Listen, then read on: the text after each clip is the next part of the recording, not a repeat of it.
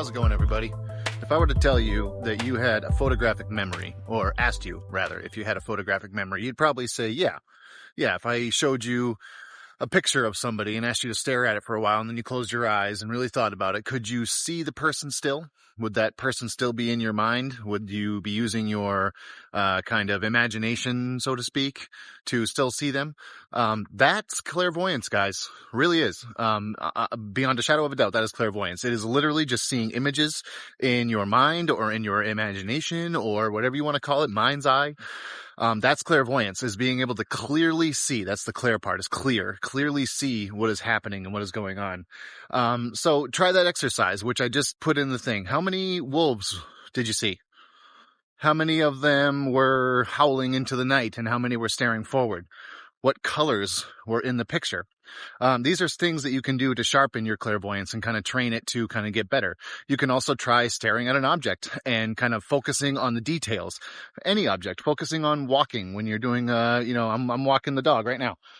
There she is. I don't know if you can see her, but either way, I'm walking her and I could literally, if I wanted to, focus on the road ahead of me and just kind of, and then I could close my eyes and envision, what are the details of the road? How many are the rocks and the sand and the dirt road, the trees along the side of the road?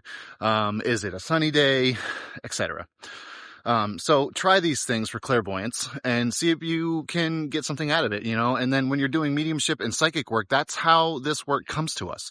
That's how, the evidence comes to us, because the spirit world uses our minds to insert their imagery, if that makes sense. Something to think about. Clairvoyance is also subject to, interpretation. It's also subject to misinterpretation. It's also subject to the communicator that is in the spirit world. There are some people that speak in metaphors when they talk to you. There are some people that are very direct. There are some people that have gray areas where they kind of don't know what they're talking about until, they finally spit it out. Some people are very long-winded. Some people like to tell stories for a very simple thing. So these are all factors that go into clairvoyance as well when you're communicating with the spirit world. What if somebody comes through and they're trying to explain to you a chess piece, and yet they're going through every minute little detail, and then they're describing the game of chess, and then they're describing all these other things when they're really just trying to get to the point of, no, this one chess piece was missing from a chessboard, and that's something you should mention to the person sitting across from you if you're doing a reading, that is. Hopefully when you're using your clairvoyance for readings, you have that validation. So that's, again, I will stress this until the day I die. Validation for the stuff that you're getting, because there's a fine line between mental health and mediumship. And understanding the two of those is very important. But, those are some of the factors that go into kind of clairvoyance as well. The people in the spirit world, they're still people. They're still trying to communicate the same way they did when they were here. They're just using different faculties in which make sense to me or the reader. Not just necessarily me, but for the reader as well. So clairvoyance can also be used with precognition. I see that there is something coming up for you. I see that this is happening in your future potentially. I say potentially because we all have free will. Not even God itself can deter that. So I truly believe that there's nothing that a psychic says future-wise, if they're using their clairvoyance to see that is set in stone. Nothing is set in stone. So just knowing that going forward, but, using that for precognition, using that to kind of see what you feel is in the person's highest and best path. Now, if you're kind of going along those sorts of lines, I would say that that's the kind of information you're going to get. Positive information, productive information. And it doesn't have to be positive in the sense that everything is good. It can be positive in the sense that, hey, this is coming up for you. This might happen. I'm just letting you know. So if it does come up, this is how you can best be prepared and have the building blocks to withstand it and not have it, throw you for a loop.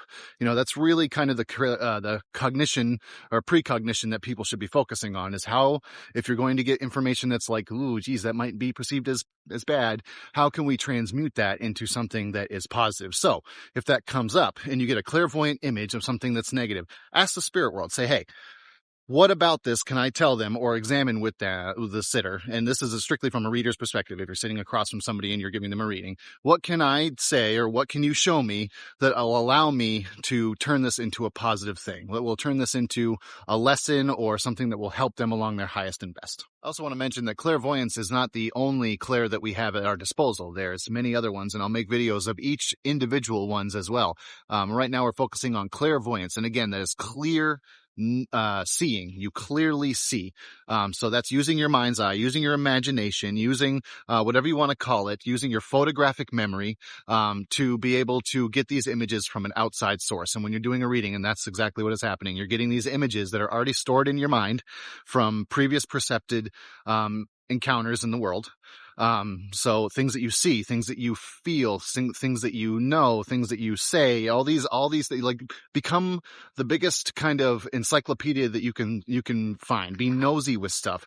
Observe and report back to yourself. What does this look like? What does this feel like? What does this sound like? These are all the different clairs that go into it and all the different mental faculties. But like, again, I will focus more on those in other videos. But for clairvoyance, in order to practice it, in order to get better at it, just be very observant. My spirit guides always tell me, observe and report. And what does that mean? That means look at the world around you. This is part of grounding too, which I'll make a video of that too. But look at the world around you. What do you see? What are the colors? What is the contrast? What is the shading? What is the details? Looking at those and really focusing on those will help you absolutely gain a better understanding of clairvoyance, a better understanding that it's not this woo-woo thing that we all do it. Again, photographic memory. If you say that you have a photographic memory, you're clairvoyant. So just know that. You might find that people will say that I am a clairvoyant. I'm a clairvoyant empath, or that is my main clair. And why that is, for some people, absolutely very true. I would very strongly recommend, if you are going to work with one of the clairs, blend some of the other ones in it. Like maybe if you work really strongly with clairvoyance, you can work with clairsentience as well, which is a feeling. I see, or I feel like I see X, Y, or Z, whatever the example might be. So try to maybe merge some of them together and kind of bring them kind of in conjunction with themselves. I really feel like when people say I am a clairvoyant or I am a clairsentient, it limits them a little bit in a way, because every faculty that we have, smell, taste, hearing, sight, feel, touch, or whatever it might be, all of those things have clairs associated and attached to them. So if we all have those, people don't just walk around saying, all I can do is see. I can't feel anything. I can't smell anything. There are, and unfortunately that's the case. But, for the most part, a healthy, fully functional human being will say that they can see, they can speak, they can smell, they can hear, they can taste. If I already said that already, then excuse me, but they can do all the things. And all those things, have clairs attached to them. You can clearly do all of those things with your psychic faculties as well. I rambled a little bit there, but I hope that makes sense.